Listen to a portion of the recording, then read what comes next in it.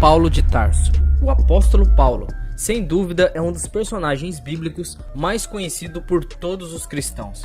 Ele é considerado como sendo o maior líder do cristianismo. Neste vídeo, conheceremos mais sobre a história de Paulo, autor de 13 epístolas presentes na Bíblia. Fala galera do YouTube, sejam bem-vindos ao Bar do Curioso. Se você é aquele tipo que curte vídeos de curiosidades e novidades sobre games, filmes e séries, este é o lugar certo para ficar antenado. Então, já deixe seu gostei, se inscreva no canal e ative o sininho de notificações. Sem mais demandas, segue a vinheta.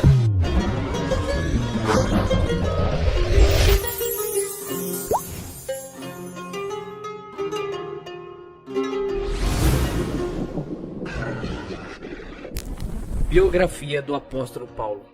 Paulo, nome romano de Saulo, nasceu em Tarso, na Cilícia, como você pode ver em Atos capítulo 16, verso 37, capítulo 21, verso 39 e capítulo 22, verso 25. Tarso não era um lugar insignificante, ao contrário, era um centro de cultura grega. Tarso era uma cidade universitária que ficava próxima da costa nordeste do mar Mediterrâneo. Embora tenha nascido um cidadão romano, Paulo era um judeu da dispersão, um israelita circuncidado da tribo de Benjamim, um membro zeloso do partido dos fariseus. Como você pode ver em Romanos capítulo 11, verso 1, Filipenses capítulo 3, verso 5 e Atos capítulo 23, verso 6. A infância e a adolescência do apóstolo Paulo tem sido tema de grande debate entre os estudiosos. Alguns defendem que o apóstolo Paulo passou toda a sua infância em Tarso, isso apenas durante sua adolescência para Jerusalém.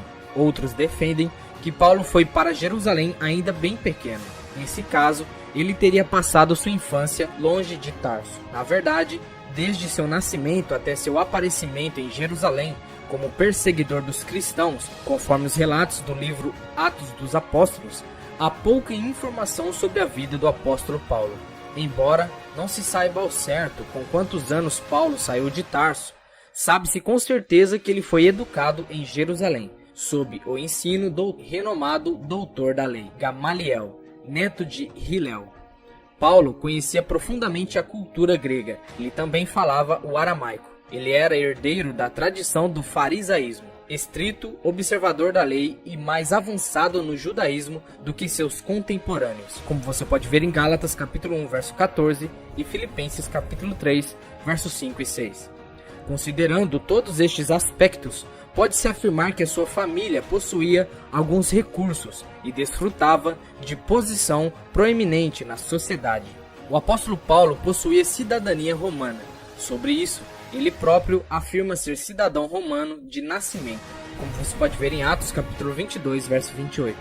Provavelmente essa declaração indica que sua cidadania foi herdada de seu pai.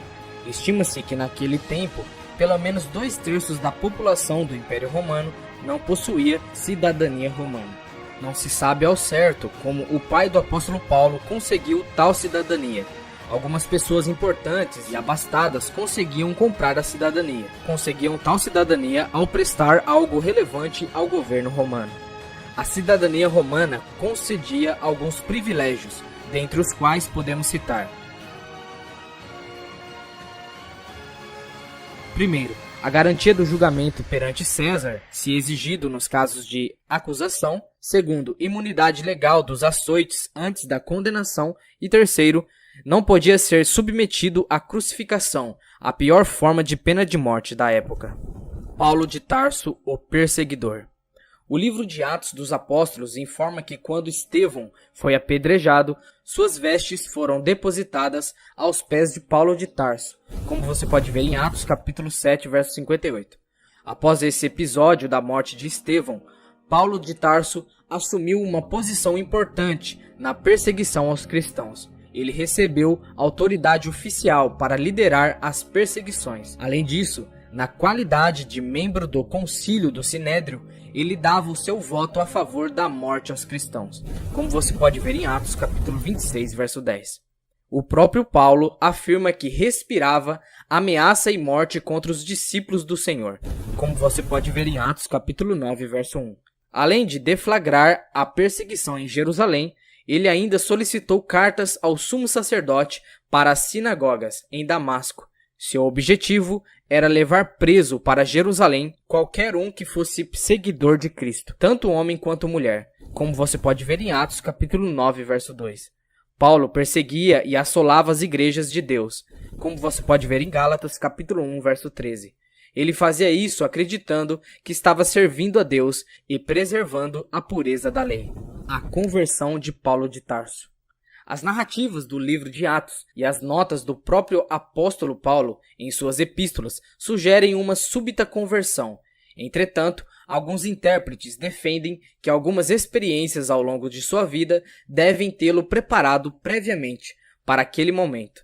A experiência do martírio de Estevão e sua campanha de casa em casa para perseguir os cristãos podem ser exemplos disto, como você pode ver em Atos capítulo 8, verso 1 a 3, capítulo 9, verso 1 e 2, capítulo 22, verso 4, capítulo 26, verso 10 e 11. O que se sabe realmente é que Paulo de Tarso partiu furiosamente em direção a Damasco, com o intuito de destruir a comunidade cristã daquela cidade. De repente, algo inesperado aconteceu, algo que causou uma mudança radical, não só na vida de Paulo de Tarso, mas no curso da história. E indo no caminho, aconteceu que, chegando perto de Damasco, subitamente o cercou um resplendor de luz do céu. E caindo em terra, ouviu uma voz que lhe dizia: Saulo, Saulo, Saulo, por que me persegues? Saulo, por que me persegues? Quem é, Senhor? Eu sou Jesus, a quem tu persegues. Dura para te recalcitrar contra os aguilhões. Senhor, o que queres que eu faça? Levanta-te e entra na cidade, e lá te será dito o que te convém fazer. Atos capítulo 9, verso 3 a 6. Ao escrever Atos dos Apóstolos, Lucas interpreta a conversão de Paulo de Tarso como um ato miraculoso, um momento em que o inimigo declarado de Cristo transformou-se em um apóstolo seu. Os homens que estavam com Paulo ouviam a voz, mas não compreenderam as palavras. Eles ficaram espantados, mas não puderam ver a pessoa de Cristo. Por outro lado, Paulo viu o Cristo ressurreto e ouviu suas palavras. Esse encontro foi tão importante para Paulo que a base da sua afirmação sobre a legalidade de seu apostolado está fundamentada nesta experiência, como você pode ver em 1 Coríntios capítulo 9, verso 1, capítulo 15, verso 8 a 15 e Gálatas capítulo 1, verso 15 a 17. Considerando que Paulo de Tarso não havia sido um dos 12 discípulos de Jesus, além de ter perseguido seus seguidores, a necessidade e importância de relevação pessoal de Cristo para Paulo fica evidente. Essa experiência transformou Paulo de Tarso profundamente, como é possível notar. Primeiro, respondeu ao chamado de Cristo. O primeiro aspecto da mudança na vida do apóstolo Paulo pode ser percebido quando, imediatamente, ele responde à voz de Cristo: Senhor, que queres que eu te faça? Essa pergunta marcou o começo de seu novo relacionamento com Cristo. Segundo, de perseguidor a pregador do Evangelho. A mudança radical que atingiu a vida do apóstolo Paulo fica evidente na mensagem que ele começou a pregar na própria cidade de Damasco. Isso é realmente impressionante. Ele começou a pregar o Evangelho no mesmo lugar em que pretendia prender os seguidores de Cristo. Terceiro, mudança de vida total. Antes da sua conversão, Paulo de Tarso não aceitava a divindade de Jesus. Ele até acreditava que, ao perseguir os seus seguidores como um animal selvagem, tentando forçá-los a blasfemar contra Jesus, estaria fazendo a vontade de Deus, como você pode ver em Atos capítulo 26, verso 9 a 11, e 1 Coríntios capítulo 12, verso 3. É certo dizer que ele via Jesus como um impostor. Após sua conversão, sua pregação não era outra senão anunciar que Jesus é o Filho de Deus, como você pode ver em Atos, capítulo 9, verso 20. O Paulo rigoroso, ameaçador e violento de outrora, depois de convertido, passou a demonstrar ternura, sensibilidade e amor. Essas características ficam evidentes em suas obras. O início do ministério do apóstolo Paulo. Após o encontro que teve com Cristo, o apóstolo Paulo chegou em Damasco e recebeu a visita de Ananias. Foi Ananias que o batizou, como você pode ver em Atos capítulo 9, versos 17 e 18. Também foi ali, naquela mesma cidade, que Paulo começou sua obra evangelística. Não há informações detalhadas sobre os primeiros anos de seu ministério. O que se sabe é o que o apóstolo Paulo pregou rapidamente em Damasco e depois foi passar um tempo na Arábia, como você pode ver em Atos capítulo 9, verso 20 a 22 e Gálatas capítulo 1, verso 17. A Bíblia não esclarece o que ele fez ali, nem mesmo qual o lugar específico da Arábia em que ele ficou. Depois o apóstolo Paulo retornou a Damasco, onde sua pregação provocou uma posição tão grande que ele precisou fugir para salvar sua própria vida, como você pode ver em 2 Coríntios capítulo 11, verso 32 e 33. Naquela ocasião, ele fugiu para Jerusalém. Nesse tempo, haviam completado cerca de 3 anos de sua conversão. Paulo tentou juntar-se aos discípulos, porém estavam todos receosos com ele. Foi então que Barnabé se dispôs a apresentá-los aos líderes dos cristãos.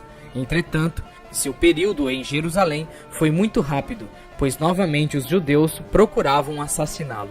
Por conta disso, os cristãos decidiram despedir Paulo, uma decisão confirmada pelo Senhor numa visão, segundo o que ele próprio afirma em Gálatas capítulo 1, verso 18.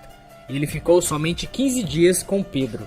Essa informação se harmoniza com o relato de Atos capítulo 22, verso 17 a 21.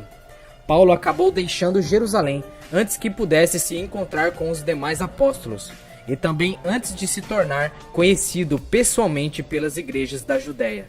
Toda aquela região já ouviam as boas novas sobre Paulo, e não era conhecido de vista das igrejas da Judéia, que estavam em Cristo, mas somente tinham ouvido dizer: aquele que já nos perseguiu anuncia agora a fé que antes destruía.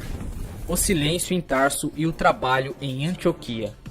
Logo depois, o apóstolo Paulo foi enviado à sua cidade natal, Tarso. Ali passou um período de silêncio de cerca de 10 anos. Embora esses anos sejam conhecidos como sendo o período silencioso do ministério do apóstolo Paulo, é provável que ele tenha fundado algumas igrejas naquela região. Estudiosos sugerem que as igrejas mencionadas em Atos capítulo 15, verso 41, tenham sido fundadas por Paulo durante esse mesmo período. É certo que Barnabé, ao ouvir falar da obra que Paulo estava desempenhando, solicitou a presença do apóstolo em Antioquia, na posição de um obreiro auxiliar. O objetivo era que Paulo o ajudasse numa promissória missão evangelística entre os gentios. Após cerca de 1 ano, ocorreu um período de grande fome. Então os crentes de Antioquia providenciaram contribuições para servir de auxílio aos cristãos da Judéia. Essas contribuições foram levadas por Paulo e Silas. Havendo completado sua missão, Paulo e Silas regressavam a Antioquia. Esse período em Antioquia foi essencial no ministério do apóstolo Paulo. Foi ali que sua missão de levar o evangelho aos gentios começou a ganhar força. Foi enquanto estava em Antioquia que o Espírito Santo orientou a igreja a separar Barnabé e Paulo para a obra a qual Deus o chamara. Só então tiveram início as viagens missionárias do apóstolo Paulo. E servindo eles ao Senhor e jejuando, disse o Espírito Santo: apartai-me a Barnabé e a Saulo para a obra a que os tenho chamado. Então, jejuando e orando, e pondo sobre eles as mãos, os despediram. Atos capítulo 13, verso 2 e 3. As viagens missionárias do apóstolo Paulo. O trabalho evangelístico do apóstolo Paulo abrangeu um período de cerca de 10 anos. Esse trabalho aconteceu principalmente em 4 províncias do Império Romano: Galácia, Macedônia, Acaia e Ásia. Paulo concentrava-se nas cidades-chave, isto é, nos maiores centros populacionais de sua época. Isso fazia parte de seu planejamento missionário. Quando alguns judeus e gentios aceitavam a mensagem do evangelho, logo esses convertidos tornavam-se o núcleo de uma nova comunidade local. Desta forma, o apóstolo Paulo alcançou até mesmo as áreas rurais. A estratégia missionária usada pelo apóstolo Paulo pode ser resumida da seguinte forma: primeiro, ele trabalhava nos grandes centros urbanos, para que dali a mensagem se propagasse nas regiões circunvizinhas. Segundo, ele pregava nas sinagogas a fim de alcançar judeus e prosélitos gentios. Terceiro, ele focava sua pregação na comprovação de que a nova dispersação é o cumprimento das profecias da antiga dispersação. Quarto, ele percebia as características culturais e as necessidades dos ouvintes. Assim, ele aplicava tais particularidades em sua mensagem evangélica. Quinto, ele mantinha o contato com as comunidades cristãs estabelecidas. Esse contato se dava por meio da repetição de visitas e envio de cartas e mensageiros de sua confiança. Sexto, ele estava atento às desigualdades presentes na sociedade de sua época e promovia a unidade entre ricos e pobres, gentios e judeus. Além disso, ele solicitava que as igrejas mais prósperas auxiliassem os mais pobres. Em Atos capítulo 14, verso 21 a 23, é possível perceber que o método de Paulo para estabelecer uma igreja local obedecia a um padrão regular. Primeiramente, era feito um trabalho dedicado ao evangelismo, com a pregação do evangelho. Depois, havia um trabalho de edificação, onde os crentes convertidos eram fortalecidos e encorajados. Por último, presbíteros eram escolhidos em cada igreja para que a organização eclesiástica fosse estabelecida. Primeira viagem missionária. A primeira viagem missionária de Paulo está registrada em Atos capítulo 13, verso 1 a 14 e capítulo 14, verso 28. Não se sabe exatamente quanto tempo durou sua primeira viagem. Sabe-se apenas que ela deve ter ocorrido por volta de 44 e 50 depois de Cristo. O ponto de partida foi Antioquia, um lugar que havia se tornado um tipo de centro do cristianismo entre os gentios. Basicamente, a viagem foi concentrada na ilha de Chipre e na parte sudeste da província romana da Galácia. Barnabé foi o líder até um determinado momento da viagem, e Paulo era o pregador principal. João Marcos servia como auxiliador dos missionários principais. Entretanto, João Marcos os deixou, literalmente os abandonou, e retornou para Jerusalém. A partir desse ponto, o apóstolo Paulo assumiu a liderança da missão. Segunda viagem missionária. A segunda viagem missionária de Paulo está registrada em Atos capítulo 15, verso 36 e capítulo 18, verso 22. O propósito dessa viagem, conforme o próprio Paulo diz, era visitar os irmãos por todas as cidades em que a palavra do Senhor já havia sido anunciada, como você pode ver em Atos capítulo 15, verso 36. No entanto, ao discordarem sobre a ida de João Marcos na viagem missionária, Paulo e Barnabé decidiram se separar, enquanto Paulo levou consigo Silas, também chamado de Silvano. A data provável dessa viagem fica entre os anos de 50 e 54 depois de Cristo. Essa segunda viagem cobriu um território bem maior do que a primeira, estendendo-se até a Europa. A obra evangelística foi concluída na Macedônia e Acaia, e as cidades visitadas foram Filipos, Tessalônica, Bereia, Atenas e Corinto. O apóstolo Paulo permaneceu em Corinto um longo tempo, como você pode ver em Atos capítulo 18, verso 11 a 18. Ali ele pregou o evangelho e exerceu sua atividade profissional de fazer tendas. Foi dessa cidade que ele enviou a epístola aos Gálatas e provavelmente um pouco depois também enviou as epístolas aos Tessalonicenses. Paulo também parou brevemente em Éfeso e ao partir prometeu retornar em outra ocasião, como você pode ver em Atos capítulo 18, verso 20 e 21. Terceira viagem missionária. A terceira viagem missionária de Paulo está registrada em Atos capítulo 18, verso 23 e capítulo 21, verso 16. Essa viagem ocorreu entre 54 e 58 depois de Cristo. O apóstolo Paulo atravessou a região da Galácia e Frígia e depois prosseguiu em direção à Ásia e à sua principal cidade, Éfeso. Ali, o apóstolo ficou por um longo período cumprindo a promessa anteriormente feita. É provável que todas, se não pelo menos a maioria das 7 igrejas da Ásia, tenha sido fundada durante esse período. Parece que antes de Paulo escrever a primeira epístola aos Coríntios, ele fez uma segunda visita à cidade de Corinto. regressando logo depois para Éfeso. Então, mais tarde, ele escreveu o 1 Coríntios. Quando deixou Éfeso, Paulo partiu para a Macedônia. Foi ali, talvez em Filipos, que ele escreveu a segunda epístola aos Coríntios. Depois, finalmente, o apóstolo Paulo passou pela terceira vez em Corinto. Antes de partir dessa cidade, provavelmente ele escreveu a epístola aos Romanos, como você pode ver em Romanos, capítulo 15, verso 22 a 25. Os resultados das viagens missionárias do apóstolo Paulo foi extraordinário. O evangelho se espalhou consideravelmente. Estima-se que perto do final do período apostólico, o número total de cristãos no mundo era em torno de 500 mil.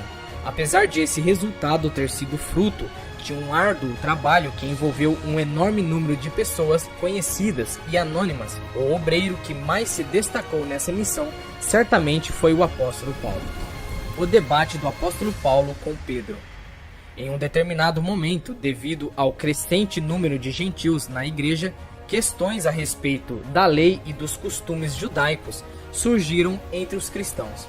Muitos cristãos judeus insistiam que os gentios deveriam observar a lei mosaica. Eles queriam que os crentes gentios se enquadrassem nos costumes judaicos, principalmente a relação à circuncisão. Para eles, só assim poderia haver igualdade na comunidade cristã. O apóstolo Paulo identificou esse movimento judaizante como uma ameaça à verdadeira natureza do evangelho da graça. Por isso, ele se posicionou claramente contra essa situação. Diante dessas circunstâncias, o apóstolo Paulo repreendeu Pedro publicamente, como você pode ver em Gálatas capítulo 2, verso 14.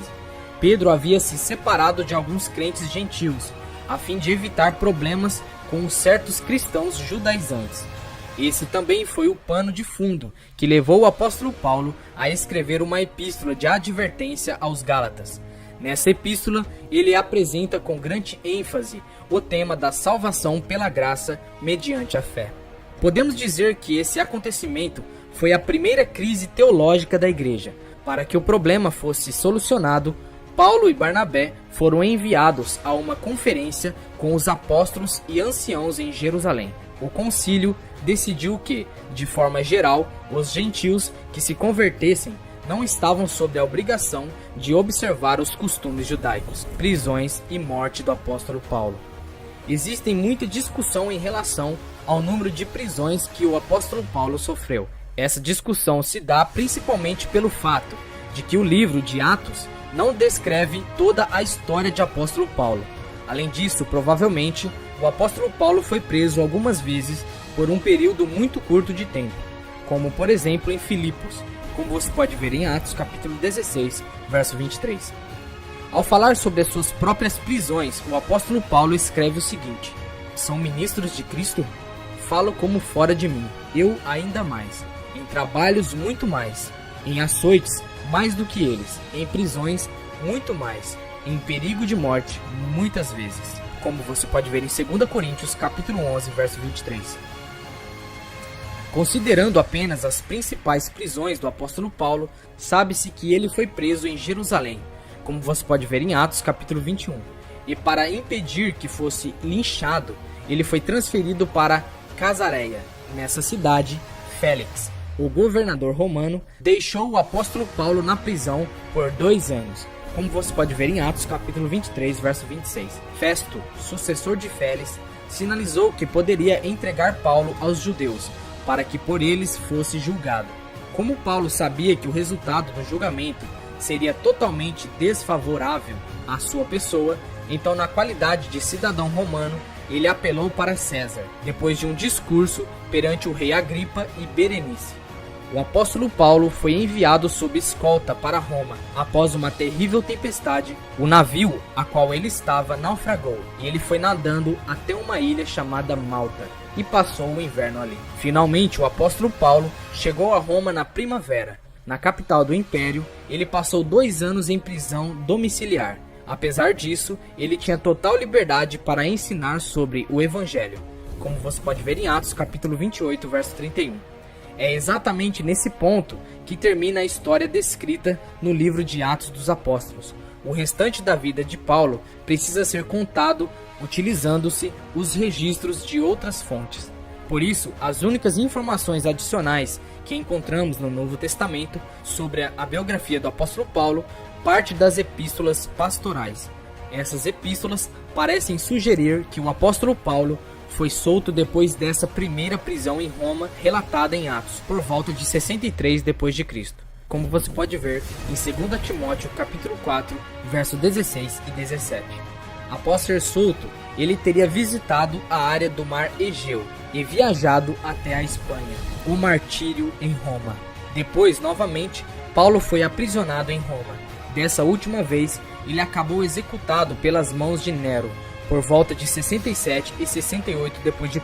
Tudo indica que as epístolas pastorais documentam situações não historiadas em Atos. A epístola, por exemplo, de Clemente, cerca de 95 d.C., e o cânon muratoriano, cerca de 170 d.C., testificam sobre uma viagem do apóstolo Paulo à Espanha.